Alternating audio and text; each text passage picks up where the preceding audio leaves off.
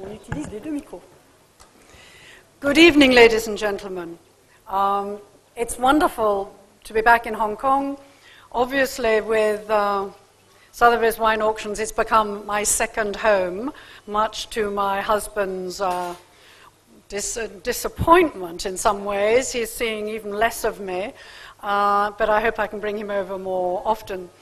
But it's incredible to be here in a totally different capacity this evening, and a fantastic honor that the first families of wine, the PFV, have asked me to accompany them on their journey, I won't say jaunt, their journey through Asia. And where else should we begin but here, which Hong Kong has become the epicenter of wine, as you are all well aware of.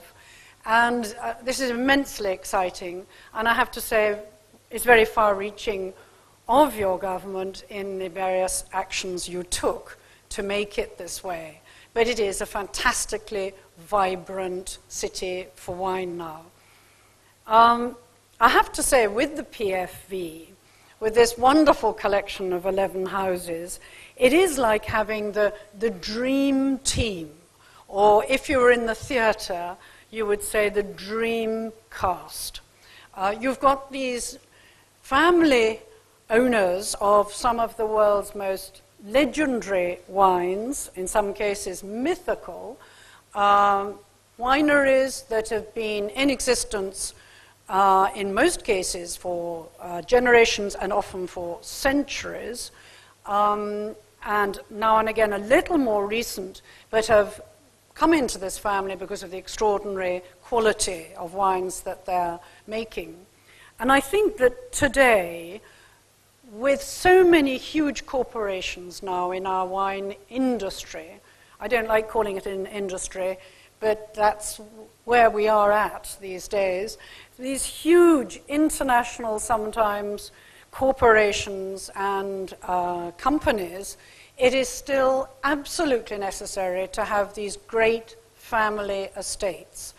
And I am persuaded that some of the most individual, personal styled, full of character wines that are made now throughout the world are made by families. And you will find that these wines really speak to you. And maybe they speak to you in the language of their owners, but they speak and they express themselves, and they have real, real character. And for me, being spoilt by seeing so many wines, the one absolute necessary element you need for great wine is personality. If you haven't got personality, if it's just technically correct, it isn't actually interesting over a long time. So we're in for a huge, huge treat. And the first person that I'd like to call up here is Hubert de Bille from the wonderful champagne house of Paul Roger. Hubert, and Hubert knows better than anyone that I don't know what everyone else in the family is going to say to me, but if I had one